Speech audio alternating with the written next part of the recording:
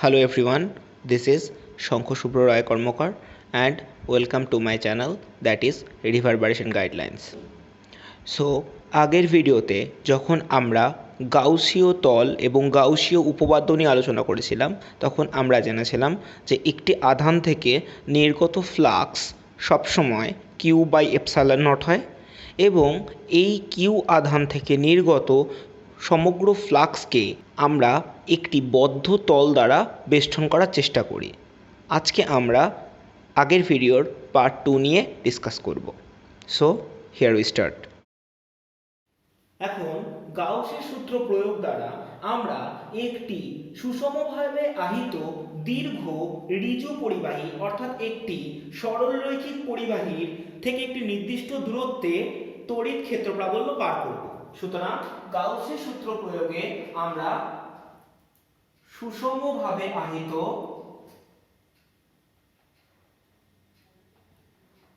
ঋজু তারের থেকে একটি নির্দিষ্ট দূরত্বে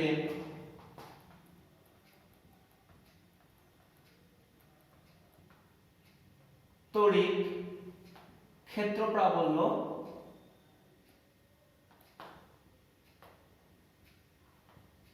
নির্ণয় করব।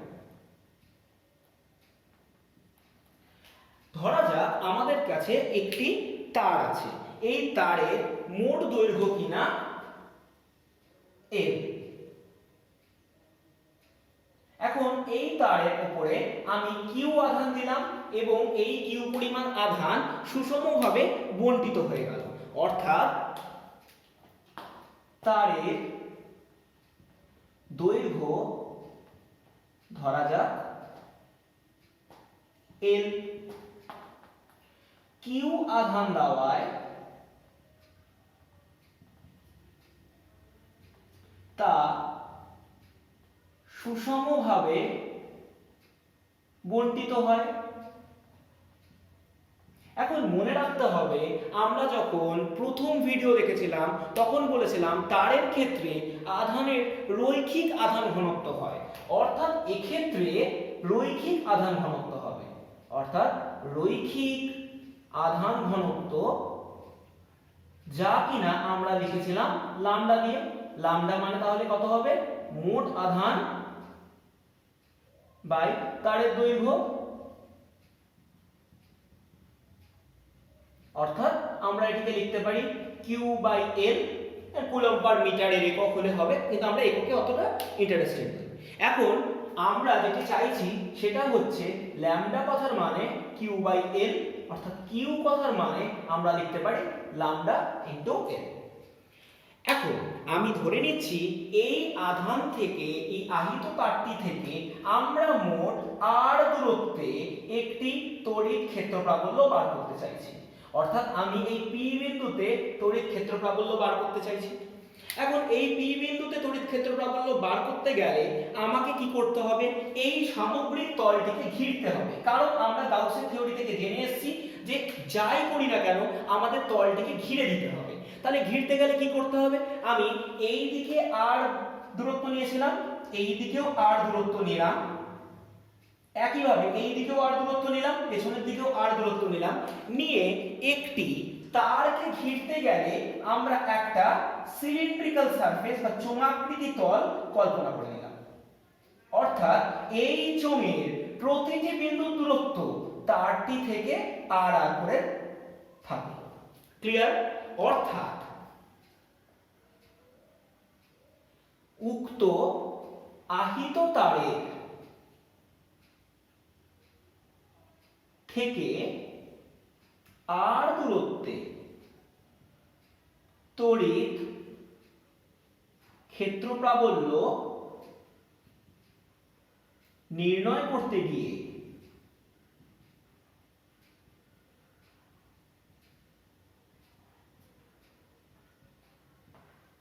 একটি আর ব্যাসার্ধের চোঙাকৃতি তল কল্পিত হলো। বাস্তবপক্ষে আমি আবারও বলছি, এই আর ব্যাসার্ধের তলটি উক্ত আধান বা আহিত তারটিকে সম্পূর্ণরূপে ঘিরে রাখবে, অর্থাৎ আমাদের একটি বদ্ধ তল কল্পনা করা হলো, রাইট? অর্থাৎ বদ্ধ তল কল্পিত হলো। এখন আমরা গাউসের সূত্রানুসারে একটা জিনিস জানি, আমরা গাউসের সূত্রানুসারে জানি ফ্লাক্স কথার মানে phi equal to cyclic integral E dot ds, যেটি আমরা বারবার করে বলে এসেছি। এখন আমরা যদি ইহার মান নির্ণয় করতে চাই, তাহলে ই মানে ই, আর পুরো তলটির যদি সাইক্লিক ইন্টিগ্রাল করি তাহলে পুরো তলটির ক্ষেত্রফল বেরোবে। এখন আমরা জানি চোঙাকৃতি কোন তল যার কিনা ব্যাসার্ধ আর এবং উচ্চতা কিনা এল, তার ক্ষেত্রফল হবে 2 পাই আর এল। কারণ আমরা জানি চোঙটির ব্যাসার্ধ আমি অলরেডি আর ধরে কল্পনা করেছি এবং উচ্চতা অবশ্যই এই পুরো তারের উচ্চতার সাথে সমান হয়ে যাবে, রাইট? তাহলে এখন যদি আমরা গাউসের সূত্রানুসারে ফাই কথার মানে কিউ বাই এপসাইলন নট বসিয়ে দিই, এর মানে হবে ই ইনটু 2 পাই আর এল। কিন্তু আমরা জানি কিউ কথার মানে একটু আগে ল্যামডা ইনটু এল, তাহলে ইহা হয়ে গেল lambda into L by epsilon naught, এর মানে হবে ই ইনটু 2 পাই আর এল, অর্থাৎ এল এল কেটে চলে গেল, অর্থাৎ আমাদের কাছে ই এর মানে হয়ে গেল lambda by 2 pi r epsilon naught, যা সুষমভাবে আহিত উক্ত তার থেকে একটি নির্দিষ্ট দূরে তড়িৎ ক্ষেত্র প্রাবল্যের মানকে সূচিত করছে। ক্লিয়ার আমার কথা?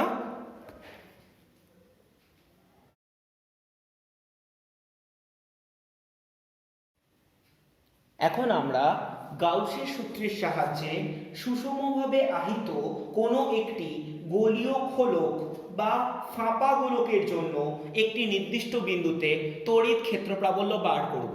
কিন্তু এটি করবার আগে আমরা সবার প্রথমে ক্ষেত্রফল আধান ঘনত্ব বা তলমাত্রিক আধান ঘনত্ব নিয়ে আলোচনা করব। তলমাত্রিক আধান ঘনত্ব কথার অর্থ ছিল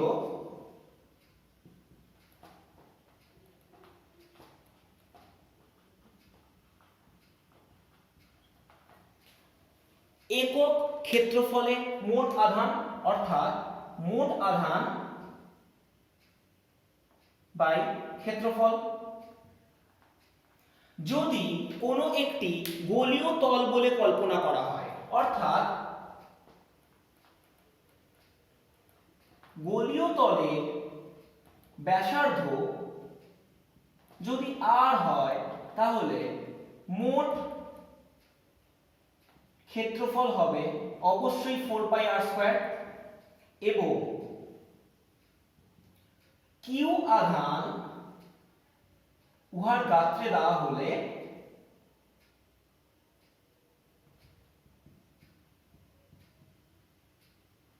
তলমাত্রিক আধান ঘনত্বকে সিগমা দিয়ে লেখা হয়। সিগমা কথার মানে হবে Q by 4 pi R square, যা অত্যন্ত গুরুত্বপূর্ণ একটি তথ্য আমাদের জন্য। এবং এখান থেকে আমরা কিউ এর মান একটু বের করে নেই, যার মান হবে 4 পাই আর স্কয়ার ইনটু সিগমা, অর্থাৎ এই তথ্যটিকে আমরা অনেক জায়গায় ব্যবহার করব। এখন সুষমভাবে আহিত গোলীয় পাতলা খোলকের একটি নির্দিষ্ট বিন্দুতে তড়িৎ ক্ষেত্র প্রাবল্য আমরা বার করছি, অর্থাৎ আমরা যেটি করতে চাইছি সেটি হচ্ছে সুষমভাবে আহিত গোলীয় পাতের একটি নির্দিষ্ট বিন্দুতে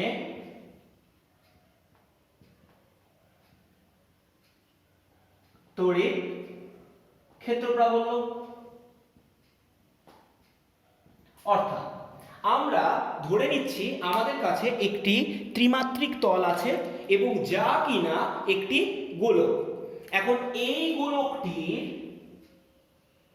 ব্যাসার্ধ বাচ্চা আর, আমি এই গোলকটির কেন্দ্র ও। এখন আমি যদি তলমাত্রিক আধান ঘনত্ব অলরেডি সিগমা জেনে থাকি, তাহলে আমরা পূর্বেই লিখেছি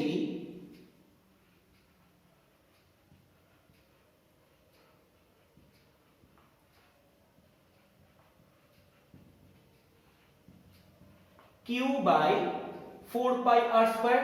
অর্থাৎ আমরা এখান থেকে কিউ এর মান হিসেবে লিখতে পারি 4πr² ইনটু সিগমা।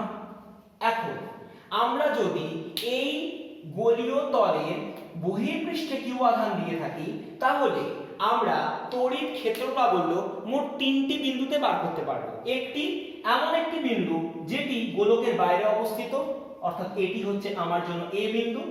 এমন একটি বিন্দু যেটি গোলকের পাতের উপর অবস্থিত, যেটি কিনা আমার জন্য বি বিন্দু, এবং আরেকটি বিন্দু যেটি কিনা গোলকের ভেতরে অবস্থিত, অর্থাৎ কেন্দ্রের কাছাকাছি অঞ্চলে অবস্থিত। এই মোট 3টি বিন্দুতে তড়িৎ ক্ষেত্র প্রাবল্য বার করতে পারবো। অর্থাৎ সবার প্রথমে আমরা বার করব এ বিন্দুতে তড়িৎ ক্ষেত্র প্রাবল্য, এবং যার জন্য আমরা 3টি আলাদা আলাদা প্রতিষ্ঠা করব। So here we start. এ বিন্দুতে তড়িৎ ক্ষেত্র প্রাবল্য। এখন এ বিন্দুতে তড়িৎ ক্ষেত্র প্রাবল্য বার করতে গেলে আমরা যেটি করব সেটি হচ্ছে প্রথমে গোলকটিকে অঙ্কন করব, এবং গোলকের গাত্রে আমি কিউ আধান দিয়ে রেখেছি, এবং এটি কেন্দ্র যা ও দ্বারা সূচিত হয়েছে, ব্যাসার্ধ আর দিয়ে সূচিত হয়েছে। এখন এ বিন্দুটি এখানে অবস্থিত। আমি ধরে নিচ্ছি এই এ বিন্দুটি কেন্দ্র থেকে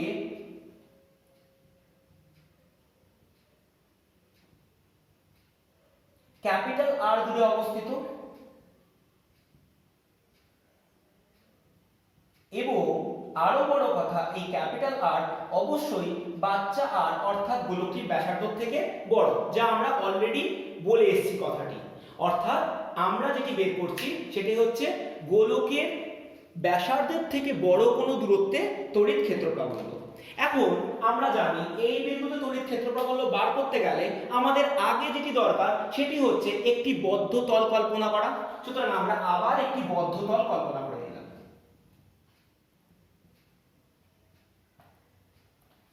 এখন এ বিন্দুটি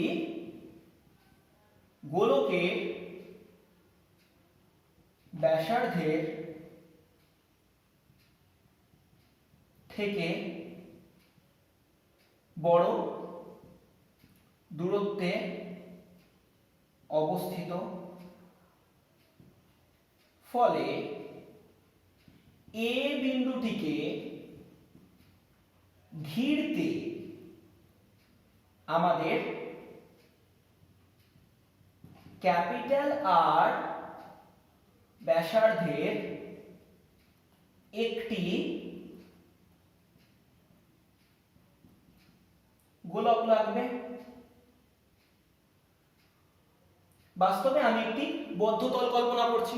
তাই যদি হয়ে গিয়ে থাকে তাহলে এখন আমরা এ বিন্দুতে তড়িৎ ক্ষেত্র প্রাবল্য যদি বার করি তাহলে আমরা আবার গাউসীয় তল কল্পনা করব। তাহলে গাউসীয় তল অনুযায়ী আমরা কি জানি, phi equal to cyclic integral of E dot ds। এখন আমরা জানি যে E মান আমরা বার করছি, সুতরাং E, এবং এই সমগ্র তলটিকে অর্থাৎ এই r ব্যাসার্ধের তলটিকে যদি আমি ইন্টিগ্রেট করি, যার মান হিসেবে আমাদের কাছে আসবে 4 pi into capital R square. আর আমরা জানি যে এই কিউ আধানের জন্য মোট ফ্লাক্স এর মধ্য দিয়ে যেটা অতিক্রম করবে তার মান হবে কিউ বাই এপসাইলন নট, কারণ এটাই আমরা বারবার করে বলে এসেছি, কিউ আধানের জন্য মোট flux Q by epsilon naught, যা গাউসিয়ান তল থেকেই আমরা জানি। এখন যদি আমরা সমগ্র হিসেব করি তাহলে E ইকুয়াল টু হয়ে যাবে Q by 4 pi capital R square into epsilon naught. অর্থাৎ আপাতভাবে ইহাই হবে আমাদের তড়িৎ ক্ষেত্র প্রাবল্যের মান। এখন এই মানটিকে যদি আমরা আরেকটু ক্যালকুলেট করি বা আরেকটু এলাবোরেট করি তাহলে আমরা কি পাবো? আমরা কিউ কথার মানে বারবার করে বলে এলাম যে ইহা মানে মোট ক্ষেত্রফল ইনটু তলমাত্রিক আধান ঘনত্ব, অর্থাৎ কিউ এর মান আমি বসিয়ে দিচ্ছি 4 পাই ইনটু ব্যাসার্ধ স্কোয়ার যা কিনা গোলকের ব্যাসার্ধ into sigma by 4 pi capital R square into epsilon naught, অর্থাৎ আরো সিম্পলিফাই করে আমরা যেটি পেয়ে গেলাম সেটি হচ্ছে বাচ্চা R square sigma by capital R square. ইহাই হবে যে কোনো একটি বিন্দু যা গোলকটির থেকে বাইরে অবস্থিত সেই বিন্দুতে তড়িৎ ক্ষেত্র প্রাবল্যের মান। এখন বি বিন্দুতে তড়িৎ ক্ষেত্র প্রাবল্য বার করতে গেলে আমরা সবার প্রথমে ছবিটিকে আঁকবো, অর্থাৎ আমরা একটি গোলক আঁকবো যার কেন্দ্র ও বিন্দুতে এবং ব্যাসার্ধ আর, এবং আমরা জানি এই বি বিন্দুটি এই পরিধির উপরেই অবস্থিত, অর্থাৎ যা আমরা উক্ত চিত্রে দেখিয়েছিলাম দ্বিতীয় বিন্দু। এখন যদি আমরা এই বি বিন্দুতে তড়িৎ ক্ষেত্র প্রাবল্য বার করতে চাই তাহলে আমাদের আলাদা করে কোনো গাউসিয়ান তল আঁকবার দরকার নেই। তার কারণ কি, আমাদের কিউ আধান এখানেই দেওয়া হয়েছে এবং এই বি বিন্দুটি অলরেডি একটি তল দ্বারা ঘেরা আছে, অর্থাৎ বি বিন্দুতে যা উক্ত ফাঁপা গোলকের পরিধিস্থ বিন্দু সেখানে তড়িৎ ক্ষেত্র প্রাবল্য নির্ণয় করতে গেলে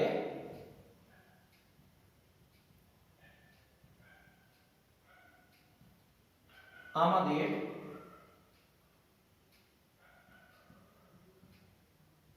বদ্ধ তল আলাদা করে অঙ্কন করতে হবে না।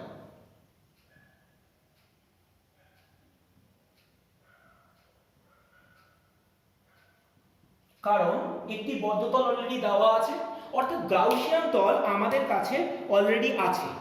এখন যদি আমরা বদ্ধ তল আলাদা করে না অঙ্কন করি তাহলে আমরা সরাসরি যদি গাউসিয়ান তল ফেলি, অর্থাৎ গাউসীয় উপপাদ্য অনুযায়ী আমরা কি জানি, phi equal to cyclic integral E dot ds। এখন আমরা E মানে বার করছি বি বিন্দুতে, সেজন্য E এর মানটাকে আমরা বার করব, আর এই বি বিন্দুতে মোট ক্ষেত্রফল, মোট কতটা ক্ষেত্রফল ধরে আছে সেটা হবে 4 পাই আর স্কয়ার, এবং phi কথার মানে আমরা জানি যত পরিমাণ আধান থাকবে তার 1 বাই এপসাইলন গুণ, কারণ ইহাই গাউসীয় থিওরি অনুযায়ী আমরা জানি। তাহলে এখান থেকে যদি আমরা E এর মান বের করি তাহলে E ইকুয়াল টু হয়ে যাবে Q by 4 pi epsilon naught r square, অর্থাৎ যা আমরা এতদিন ধরে চিনে এসেছি। এখন এটিকে যদি আরেকটু বড়ভাবে করতে চাই তাহলে আমরা Q এর মান বসিয়ে দিচ্ছি 4 পাই আর স্কয়ার সিগমা, তাহলে এটি হয়ে যাবে 4 pi R square into sigma by 4 pi epsilon nought into R square. তাহলে 4 পাই আর স্কয়ার কেটে গিয়ে চূড়ান্ত অবস্থায় পড়ে থাকবে সিগমা বাই এপসাইলন নট, যা কোনো একটি ফাঁপা গোলকের কেন্দ্র থেকে পরিধির ওপর নির্দিষ্ট একটি দূরত্বে যে কোনো বিন্দুতে তড়িৎ ক্ষেত্র প্রাবল্যের মান, এবং বি অবশ্যই ভাবে উক্ত গোলকের পরিধিস্থ কোনো বিন্দু হতে হবে। ক্লিয়ার? এখন আমরা সি বিন্দুতে তড়িৎ ক্ষেত্র প্রাবল্য নির্ণয় করব, অর্থাৎ সবার প্রথমে আমি যেটা করব সেটি হচ্ছে গোলকটিকে অঙ্কন করব। এখন গোলকটির কেন্দ্র ও তে এবং ব্যাসার্ধ ছিল আর। এখন সি বিন্দুটি নির্দিষ্ট একটি দূরত্বে ধরে নিচ্ছি যার দূরত্ব কিনা আর ড্যাশ। এখন আমি পরিধিতে কিউ আধান দিয়েছিলাম, ফলে আমার তলমাত্রিক আধান ঘনত্ব ছিল sigma equal to Q by 4 pi R square, যেখান থেকে আমি কিউ এর মান বের করেছিলাম 4 পাই ইনটু আর স্কয়ার ইনটু সিগমা। এখন সি বিন্দুটি ভেতরের কোনো একটি অঞ্চল হওয়ায় যদি আমার এই বিন্দুতে তড়িৎ ক্ষেত্র প্রাবল্য বার করতে হয় তাহলে সবার প্রথমে আমাকে এই বিন্দুটিকে ঘিরতে হবে। এখন যদি আমি এটিকে ঘিরতে চাই তাহলে কি করব, আমি একটি আর ড্যাশ ব্যাসার্ধের একটি গোলক কল্পনা করব যা কিনা সি বিন্দুটিকে সম্পূর্ণরূপে ঘিরতে সক্ষম। এখন সি বিন্দুটি গোলকের কেন্দ্র থেকে ধরি r ড্যাশ দূরে আছে। এখন r ড্যাশ দূরত্বটি কিন্তু অবশ্যই ব্যাসার্ধের থেকে ছোট, সেই জন্য এটি ধরে আছে। এখন C বিন্দুকে ঘিরতে আমাদের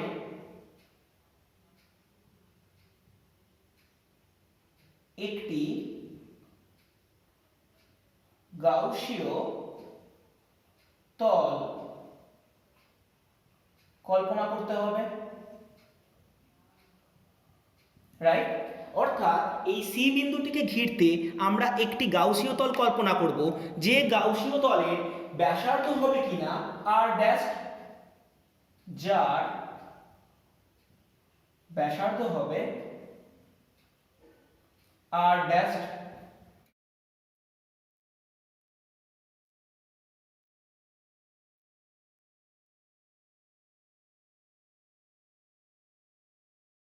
এখন আমরা জানি যে এই r ড্যাশ ব্যাসার্ধের একটি তল কল্পনা করা হলে তাহলে গাউসের সূত্রানুসারে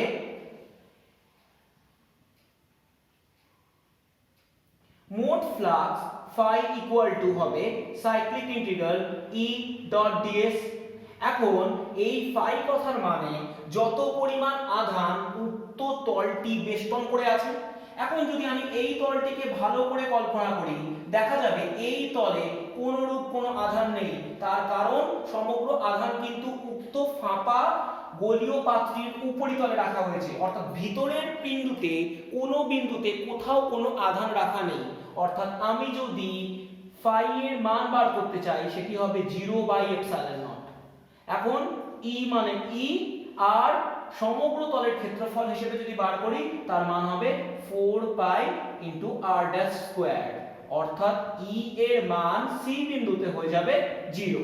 অর্থাৎ কোনো একটি গোলীয় তলের অন্তর্বর্তী যে কোনো বিন্দুতে যা কিনা ব্যাসার্ধের থেকে ছোট দূরত্বে, সেই বিন্দুতে মোট তড়িৎ ক্ষেত্র প্রাবল্য অবশ্যই শূন্য হবে এবং সেই বিন্দুতে কোনরূপ কোনো তড়িৎ ক্ষেত্র প্রাবল্য থাকবে না। অর্থাৎ কোনো একটি ফাঁপা গোলকের উপরিতলে কিছু পরিমাণ আধান দেওয়া হলে তার কেন্দ্র থেকে প্রতিটি বিন্দুতে যদি তড়িৎ ক্ষেত্র প্রাবল্য মাপার চেষ্টা করা হয়, তাহলে সেই ক্ষেত্র প্রাবল্যের একটি গ্রাফ দূরত্বের সাথে যদি আমরা অঙ্কন করি তাহলে তা দেখতে হবে অনেকটি এরূপ, যেখানে আমরা এটিকে কেন্দ্র হিসেবে কল্পনা করছি এবং এই দূরত্বটিকে কেন্দ্র থেকে দূরত্ব হিসেবে মাপছি। অর্থাৎ এটিকে আমি r দিয়ে চিহ্নিত করলাম এবং উলম্ব অক্ষ বরাবর আমরা তড়িৎ ক্ষেত্র প্রাবল্য বা E দ্বারা সূচিত করলাম। এখন ভালোভাবে লক্ষ্য করলে দেখা গেছে যে আমরা কেন্দ্রস্থ কোনো বিন্দুতে, অর্থাৎ যতক্ষণ অবধি পরিবাহী পৃষ্ঠ না আসছে ততক্ষণ অবধি সবকটি বিন্দুতে কিন্তু তড়িৎ ক্ষেত্র শূন্য ছিল। অর্থাৎ সি বিন্দুটি যদি কেন্দ্রস্থ যে কোনো বিন্দু হয় তাহলে কিন্তু তার মধ্যে প্রতিটি বিন্দুতে তড়িৎ ক্ষেত্র প্রাবল্য শূন্য ছিল। অর্থাৎ আমরা যদি এই সকল বিন্দুতে তড়িৎ ক্ষেত্র প্রাবল্য বার করতে চাই যা কিনা ব্যাসার্ধের থেকে ছোট দূরত্বে অবস্থিত, সেই বিন্দুগুলোতে তড়িৎ ক্ষেত্র প্রাবল্য সবসময় জন্য শূন্য। এবং দেখা যাবে যদি আমরা দেখি যে বি বিন্দুতে তড়িৎ ক্ষেত্র প্রাবল্য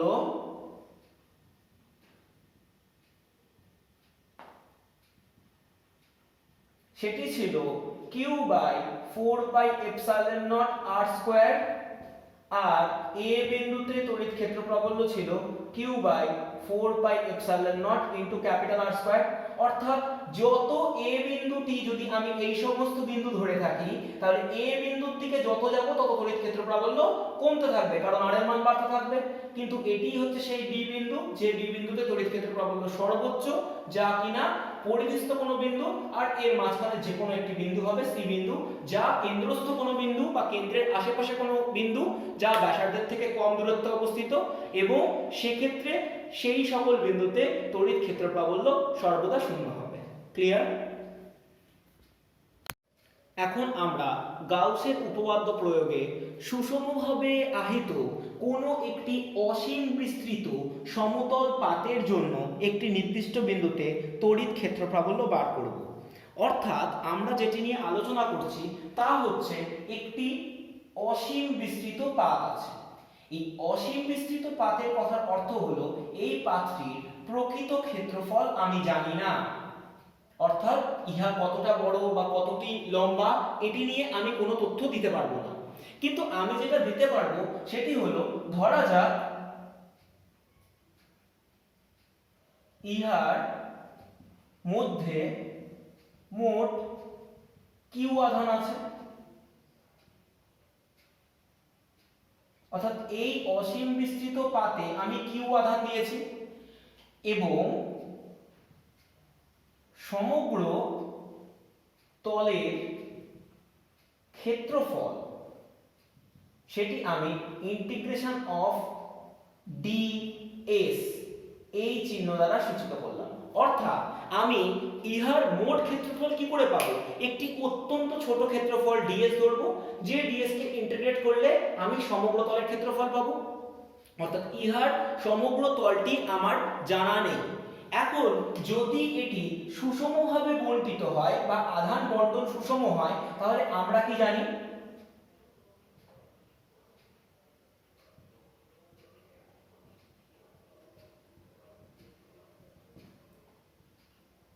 সিগমা কথার মানে হবে মোট আধান বাই ক্ষেত্রফল।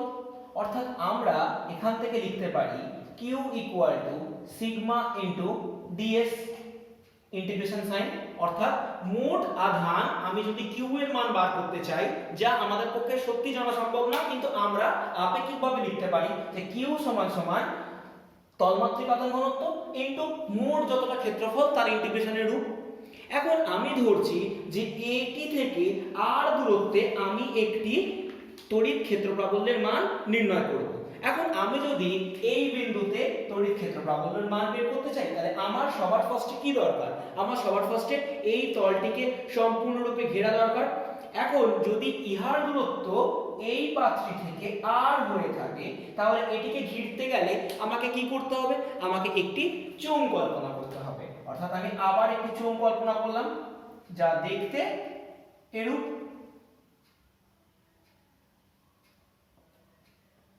এটি 3D ছবি, অর্থাৎ এই দিকটা আমি দেখতে পাচ্ছি কিন্তু এই দিকটা দেখতে পাচ্ছি না, সেজন্য আমি ডটেড লাইন দিয়ে বুঝিয়েছি অন্য পাশটা।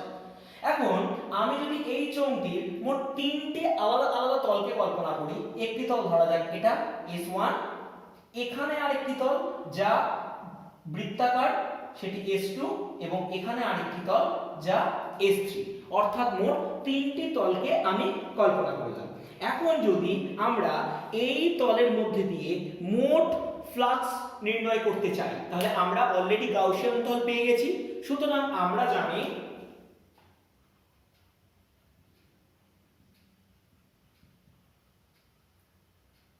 গাউসের উপপাদ্যানুসারে মোট ফ্লাক্স সেটিকে লেখা যায় cyclic integral of E dot ds। এখন এই E ডট ds কিন্তু একটি তলের জন্য না, মোট তিনটি আলাদা আলাদা তলের জন্য হবে। অর্থাৎ আমি এটিকে লিখতে পারি E ডট ds যখন প্রথম ক্ষেত্রে আমি S1 তলের জন্য করছি, পরের বার E ডট ds যখন আমি এটিকে S2 তলের জন্য করছি, এবং একইভাবে তৃতীয় ক্ষেত্রে এটি হবে E ডট ds যখন আমি এটিকে S3 তলের জন্য করছি। এখন যদি আমরা S2 তলটিকে খুব ভালো করে বোঝার চেষ্টা করি, তাহলে দেখা যাবে যে S2 তলে E আর ds পরস্পরের উপর লম্ব, অর্থাৎ S2 তলে কোনো ফ্লাক্স অতিক্রম করতে পারবে না। অর্থাৎ এই তলের জন্য ফ্লাক্স হয়ে যাবে 0। এবং ভালোভাবে লক্ষ্য করলে দেখা যাবে যে S1 আর S3 তল দুটি ডিক্টো আইডেন্টিক্যাল, অর্থাৎ এদের মধ্যে কোনরূপ কোনো পার্থক্য নেই, কারণ ইহাও আর দূরত্বে, এই বিন্দুটিও আর দূরত্বে, কারণ আমরা আইডেন্টিক্যাল সারফেস ইমাজিন করে থাকি।